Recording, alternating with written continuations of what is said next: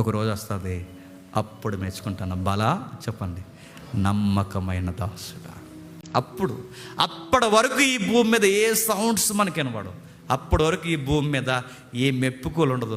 అప్పటి వరకు సీదరం, నువ్వు ఎంత కష్టపడు అంత సీదరింపులు వస్తాయి, నువ్వు ఎంత పరిచయం చేయి అంత మాటలు అంటారు, నువ్వు ఎంతగా దేవుని దగ్గరకు ఉండు అన్ని ఇబ్బందులు శ్రమలు వస్తాయి. ఇవన్నీ వచ్చిన తర్వాత అనిపిస్తుంది, ప్రభువా మేము ఎంత నీకు చేస్తున్నావు, ఏంటి ప్రభువా ఈ శ్రమలు అంటే. ఆయన అంటాడు, చెయ్యి ఇంకా శ్రమ పడు, ఆ శ్రమలు అలా పక్కన పెట్టి నువ్వు ఈ పని చేయి అని అడుగుతాడు. అస్సలు ఈయనకి మా మీద పట్టింపు లేదనుకుంటాం మనం. గుర్తుపెట్టుకోండి, శ్రమలే, పరిచర్యే, భక్తే, సువార్తే.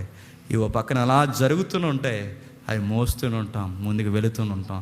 మేము ఇన్ని చేసాం ప్రభు అంటే, ప్రభు అంటాడు ఇప్పుడు ఇవేమీ లెక్కలోకి రావు, ఒక రోజు వస్తాను అప్పుడు లెక్కలు తీరుస్తాను అంటాడు. ఇప్పుడు చెప్పండి, యజమానుడు ఆ ఉదాహరణలో చెడ్డ యజమానుడు